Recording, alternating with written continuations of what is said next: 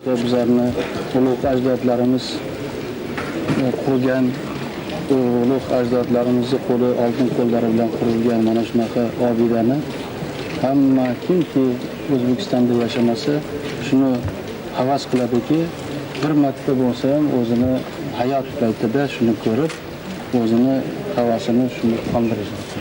His Excellency is saying that this perfect monument, which was built by our ancestors, is very much desired by everyone in Uzbekistan to see and to pay very great homage and respect to their talent and to their art.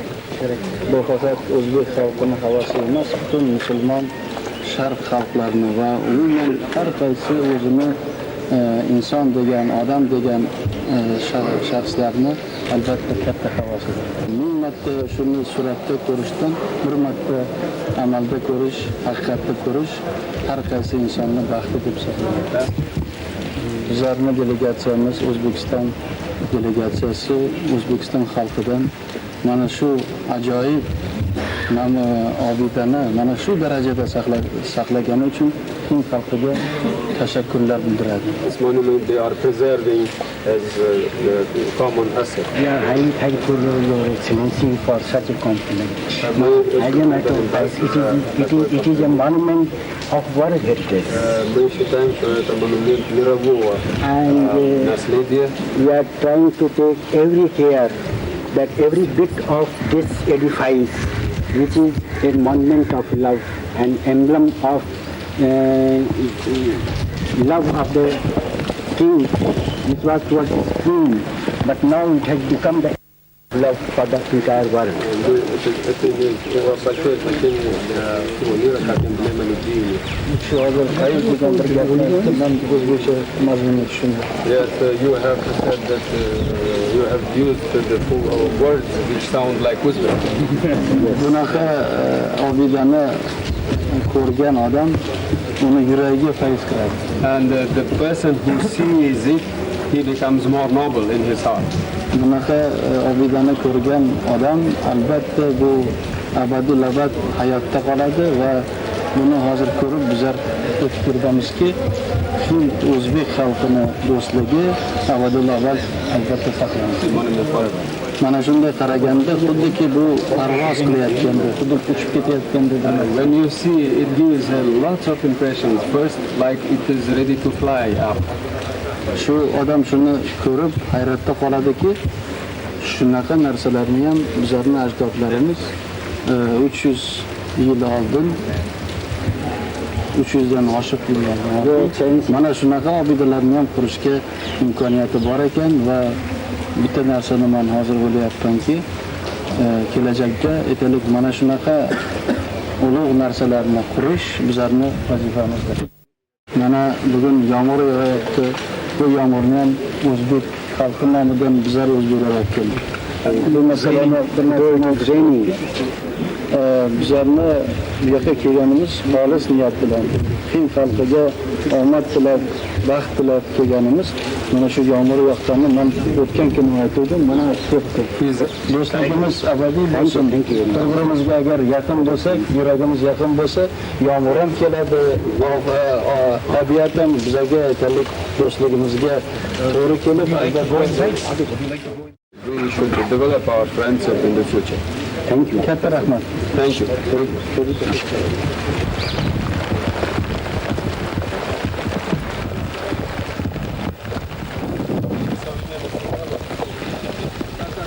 Jahonda 7 mo'jizaning biri Toj Mahal. Buni har bir o'zbek ko'rish o'zini eng oliy maqsadlaridan, orzularidan biri deb hisoblaydi. Sababi buni Boburiylar avlodlari, bizni vatandoshlarimiz o'z paytida yaratishgan. Bu yerda men O'zbekiston xalq yozuvchisi Pirimqul aka Qodirov bilan birgaman. Pirimqul aka, sizni Bobur romaningiz mashhur. ana shu romaningiz uchun hatto bir qator gap so'zlarga ham qoldingiz. Mana hozir siz rasmiy delegatsiya tarkibida o'sha Boburlar bo'lgan, Boburlar mana shunday mo'jizalar yaratgan joydasiz. Shu fursatdan foydalanib bitta savol bermoqchimanki, hozirgi kunda respublikamizni, uning rahbariyatining, uning hukumatini ichki va tashqi siyosatiga munosabatingiz qanday? Munosabatim shuki, bu yangi bir yükselish davri bo'lyapti biz uchun. O'sha Boburlar, Akbarlar, Shohjahonlar yashagan davr bu bir ma'naviy yükselish davri edi. O'sha yukselishlar bugungi yukselishlarga ma'na jihatidan yaqin bo'lganligi uchun o'sha tog' baland cho'qqidan ikkinchi cho'qqi yaxshi ko'ringaniday, bugungi kunlar bizga o'sha cho'qqilar orqali yanada yaxshi ko'rinyapti. Bu hodisada mana prezidentimiz kelib Hindiston rahbariyati bilan uchrashib bitimlar tuzildi. Bularning ahamiyati o'sha Boburiylar davridagi bizni Hind xalqimiz bilan bo'lgan hamkorligimiz ahamiyatiga mos keladi.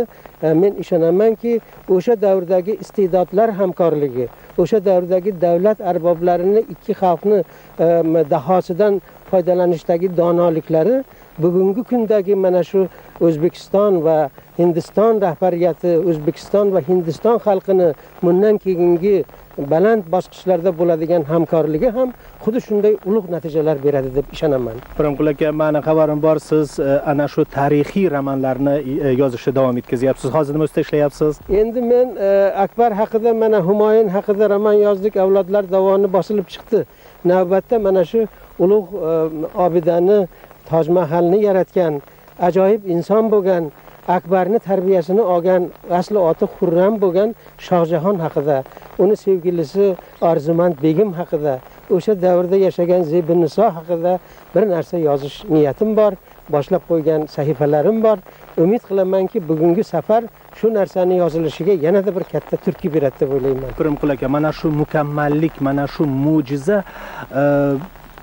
bir muhabbatning mahsuli deyishadi. Albatta. Muhabbat va insonga bo'lgan mehr oqibatning natijasi. Buni tagida nima yotibdi, qanday? Buni tagida menimcha shuki, shu Shohjahon o'z rafiqasini shu darajada sevganki, o'sha u bevaqt vafot etgandan keyin, farzand ko'rgandan keyin vafot etgan, shuni xotirasi bilan yashagan umrbod, boshqa uylanmagan va shu xotirani kuchi bilan o'shanga bo'lgan muhabbatini, o'shani sog'inch tuyg'usi bilan mana shu narsani yaratgan. Hatto kechalari saroyda emas, mana shu yerga kelib tunar ekan. Umrining oxirigacha biz hali borib ko'ramiz.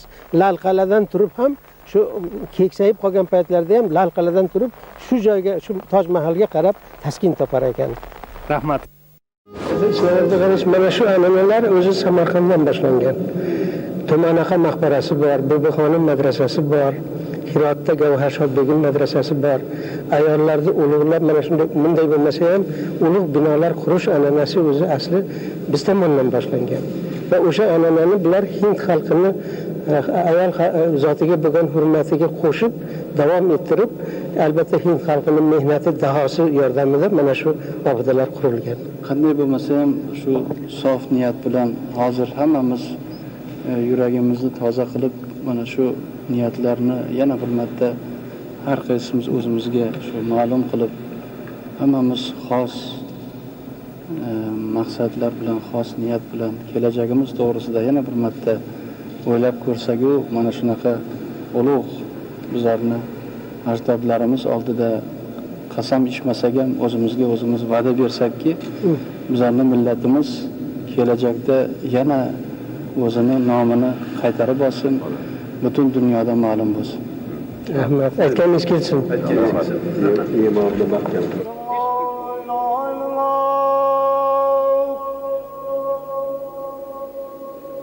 Ashhadu anna Muhammadan Rasululloh.